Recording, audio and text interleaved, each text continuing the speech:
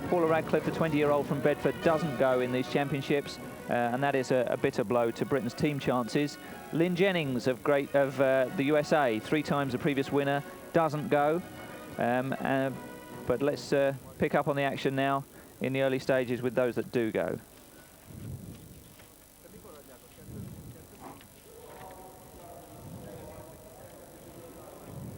And you can see just in the centre of your shot there, moving through, twice previous winner of this event under her maiden name of Bud, already her number flapping, having been blown off by the wind, but in the gold and green of the Republic of South Africa, Zola Peters, as she now is, winner in 85 and 86 for England, and finished 4th in last year's championships in somewhat of a comeback and a renaissance for her. Looks very different, but is she going to feature in this year's race, Susan? Well, she's quite a formidable runner, Zola, and she's had a lot of experience this season in the European Grand Prix. I don't know, she's consistent, but is this a course for Zola? She has done so well in the past in Lisbon and Neuchâtel on a similar course, so let's hope that she can put all her eggs into today's basket and do well here. And the other contenders we ought to mention at this point are the Chinese. The Chinese women have taken women's distance running by storm over the last 6, 9, 10 months. They absolutely dominated in the World Track Championships in Stuttgart. We're expecting them to feature highly in the London Marathon when their A-team, as it were, come over here next month or come over to London next month for those championships. But they have what is very much a B-list of competitors taking part today, with the exception of Li Dong, who is the world 1500-meter champion, for whom this might be a little far. So not the best of the Chinese, but likely to feature in the team championship? Maybe, yes. I think actually they're going to be pretty much competing with the Japanese. The Japanese and the Chinese, similar to the Ethiopians and Kenyans, do try and pack their team members in together, so we could see a team medal there. And our early leader will be heartening French interest. Farida FATES, Algerian-born, 4th in the French championships this year. Been a prolific racer on the European circuit. That's her in the red, white and blue, hugging the inside. As Zola Bud, with that familiar wide arm action, moves through on the outside. I think actually, if we're talking about team positions, the Portuguese are probably one team that who are going to perform favourably here today. They have 3 very, very strong runners. Dias, obviously being only the first runner since Carlos Lopez in 1985, has finished in all of the medal positions of 1st, 2nd and 3rd. And of course she's the defending champion. The point was made by one of the British pressmen in Budapest that this is a team for all surfaces, the Portuguese. We have Dias, world cross-country champion from Amorebieta last year. Ribeiro, European indoor 3,000 meter champion. And Ferreira is the world half marathon champion. So we'll see if these conditions affect the track and road competitors from that team.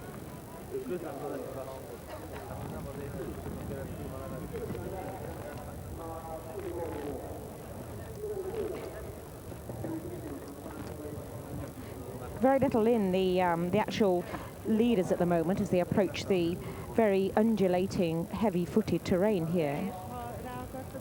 This, I think, is not reminiscent of world cross countries of years gone by. I think the numbers have improved greatly in the women's event, become very, very much more competitive.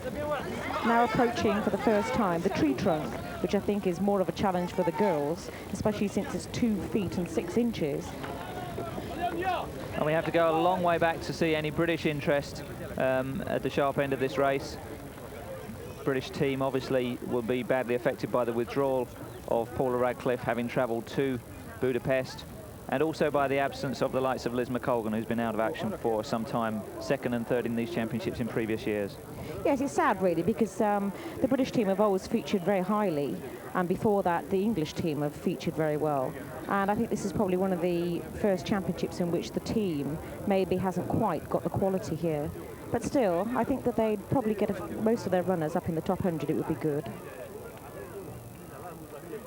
So Portugal, perhaps the strongest European interest, and the people most likely to upset the Kenyans as far as the team competition is concerned.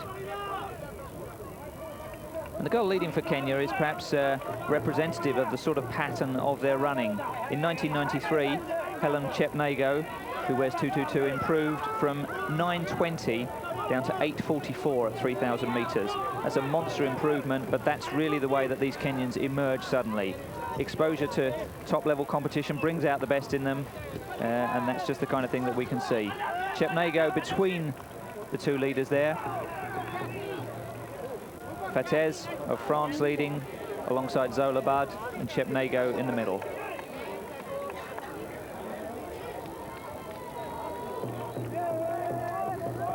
And also going well on the outside from Ethiopia, 20-year-old Gigi Asher, 33rd in last year's championships.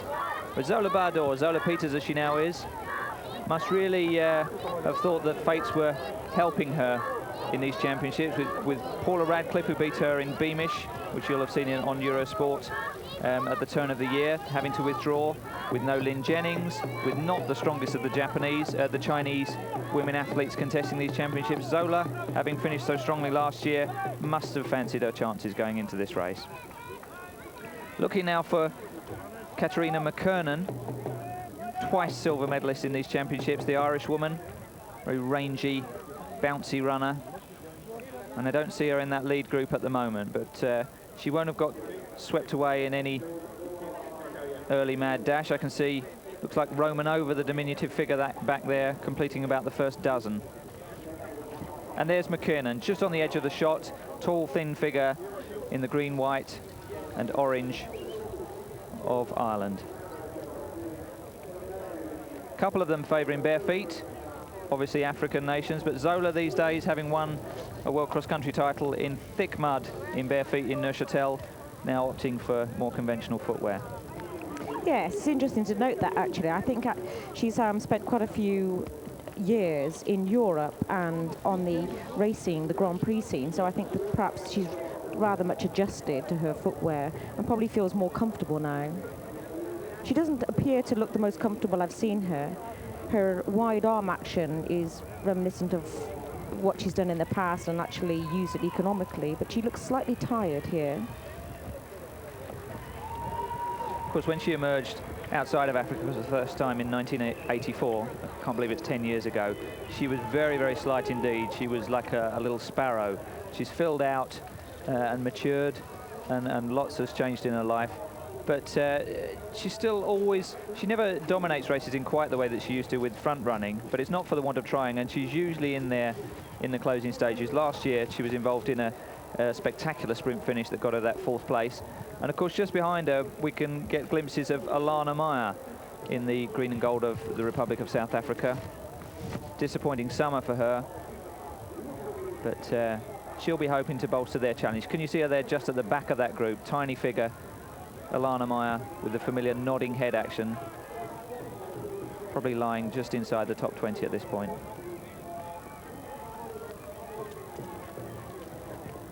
That ramp hasn't been turfed in any way. It must be a blooming nuisance to them each time to go from the thick grass onto slippery, well, presumably slippery plastic. They're being very ginger, more so than the junior men, it looks, the women, taking it very carefully.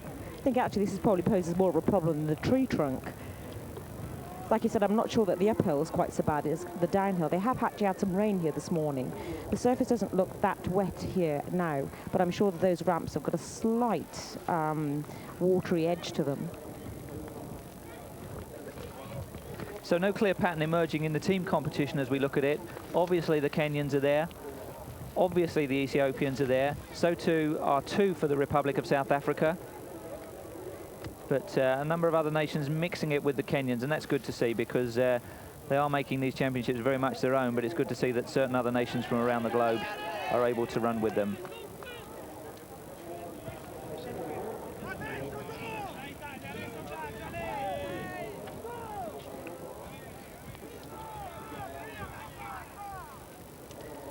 So CHEPNGENO, very mature in Kenyan terms, 26 years of age, 4th in the African Championships over 1,500 metres last year, 4th over 3,000 metres, and runner-up in their trial. So not the #1 Kenyan coming into these championships, but a little more experienced than most. She had a team gold from 1992 in these championships and was 46th individually the previous year.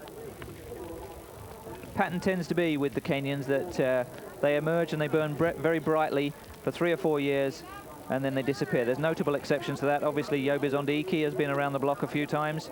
John Ngugi, 5 times winner of these championships, but it may be a cultural thing. It may be that they train fearsomely for that period of time, fulfill their talent, dominate for a while, and then perhaps monetary considerations come into it.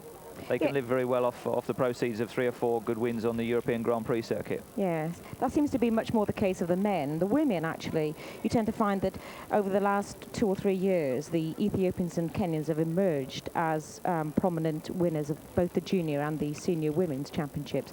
But sadly, you never see them around for more than a couple of years. Maybe the social life at home is too exciting for them to keep away. I think actually there's a lot of social pressure there in terms of family commitments. I think that'll probably change in the next couple of years, with competition rising, especially with the opportunities provided in Europe and America and such forth.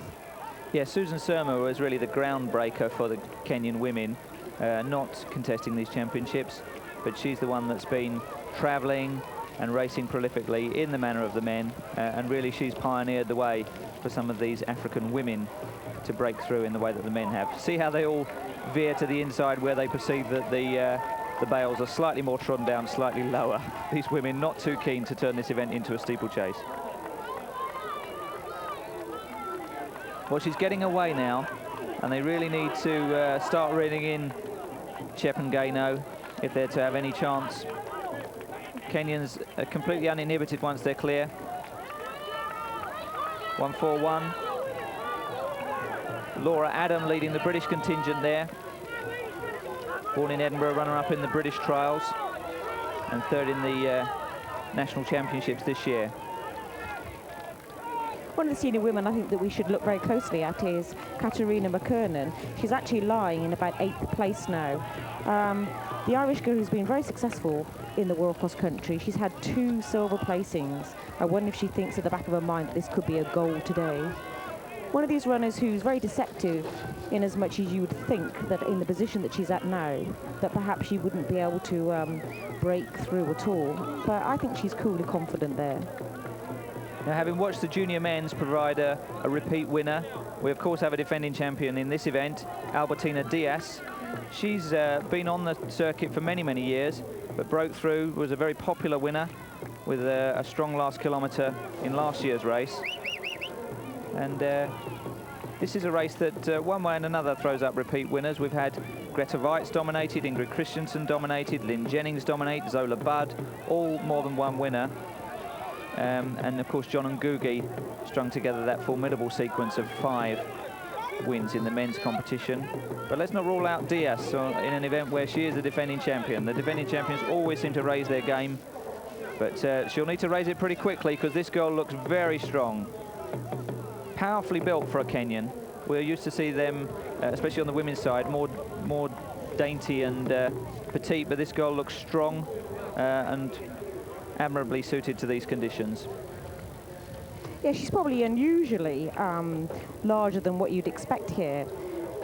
CHEPNGENO is probably one of these African runners that perhaps you haven't heard very much about at the moment.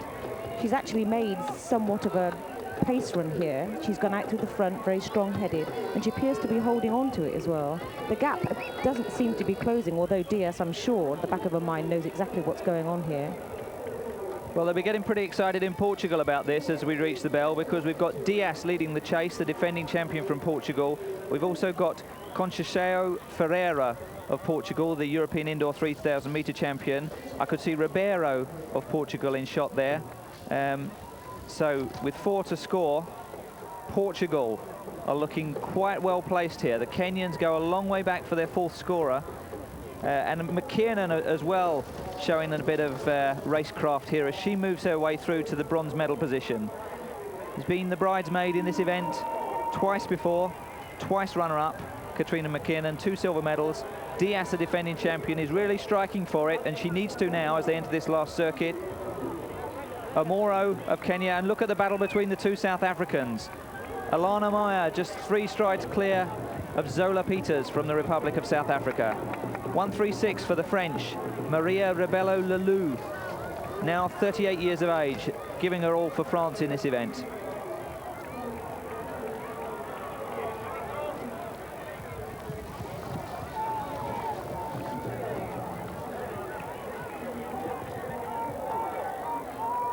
And we ought to remember also that this is the final race in the IAAF World Grand Prix Series of cross-country running. And at the moment in that league, in that Grand Prix standing, Katrina McKiernan is well clear of Dias.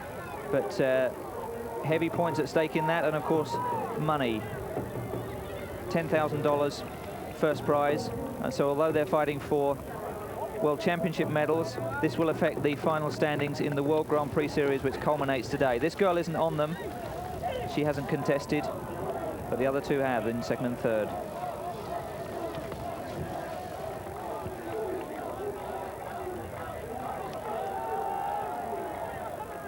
So Ngeno, looking like this could be a winning lead for her. Not troubled by the rough ground on this section of the course. Halfway around this final lap, and really they are going to have to get into a battle or a bit of teamwork behind to close her down now. Of course, anything could happen in that finishing straight as people gather, but this girl looks like she may still have a little bit in hand.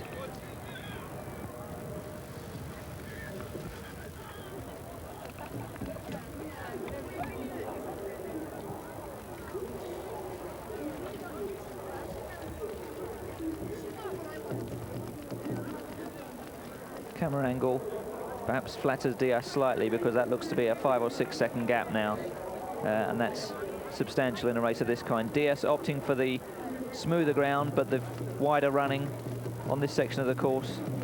Albertina Dias. Yes, and I think actually that Katrina McKiernan has taken advantage of that bend there, coming in very narrow, and has appeared now to have taken third place. A very strong, gutsy runner.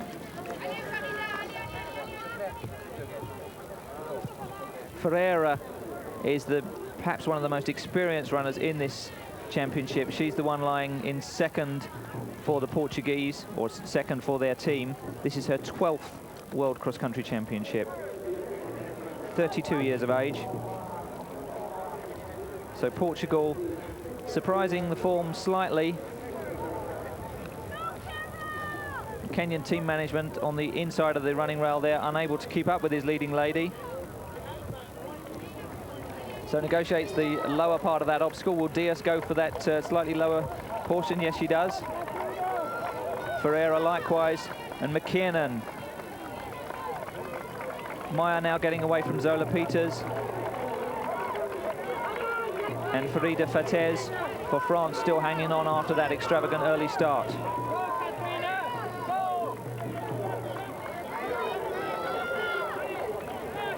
CHEPNGENO is very similar to the junior men, appears to have a very, very long stride, and although it doesn't look very economical here, the gap doesn't seem to be closing that much between her and Dias. No, it's a much, much quicker strike rate for Dias. It's that small pitter-pattering action. This girl is loping along rather more, but as you say, they're not closing her down, and they really do have to kick in hard now if they're to have any chance of taking the World Championship away from this Kenyan. It's been a bold run. She broke away during the toughest portion of the race, but looks to be relatively composed, not looking back, so she won't be knowing exactly what's going on behind her, but really all she can do is just press on and hope that she's done enough in the earlier stages of this race. This is a very tough part of the course for her, because she knows that she's in the lead, she's made a formidable break there, and she needs to stick to it. And I think that any runner with any experience and strength at all knows that once they've done that, they really have to stick to their guns. She's not turning around, as Jeff says, which obviously means that she's confident here.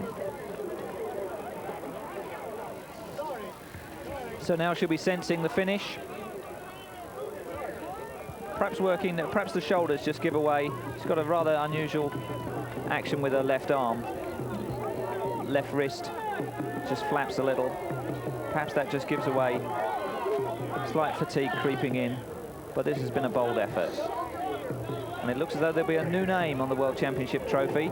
She moves across the course to take in the finishing straight.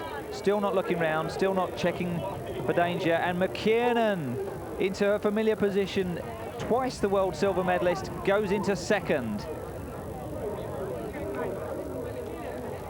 This this would be a major achievement for McKernan. Even if she only gets the second position, I'm sure she'd be delighted to have got the gold.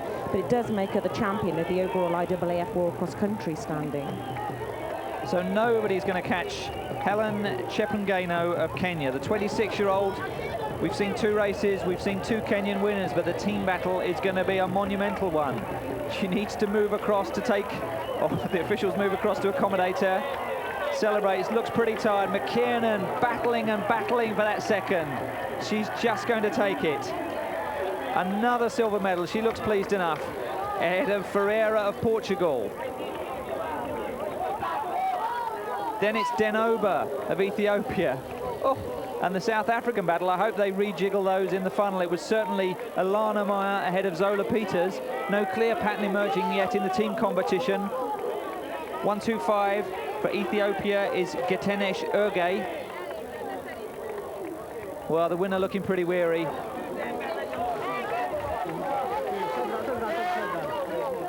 Now there's some heavy traffic coming through.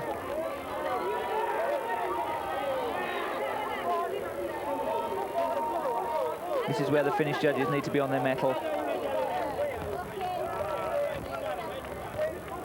One notable absentee here in the top 10 actually was Olga Bondarenko. Now Bondarenko had actually done extremely well in the World Cross Country, but I see that her teammate Nina Belikova was the first counter. And we just saw the first British finisher. Just then Laura Adam, 29-year-old for Great Britain, bringing it home in around about 40th place. McPherson was 1-4-4. British team well down on this occasion, but they've all given up their best and weren't helped by bad luck to some of their leading lights in the run-up to these championships. Of what is relatively a comfortable win, 7 seconds for CHEPNGENO of Kenya, a 3rd silver medal for Katrin McKernan, and Portugal with a fantastic challenge in Budapest for the team gold medal. And I think you can see from these times just how difficult a day it's been for the finish line operators. On that caption there, look, 8 runners in 2 seconds, 3 seconds.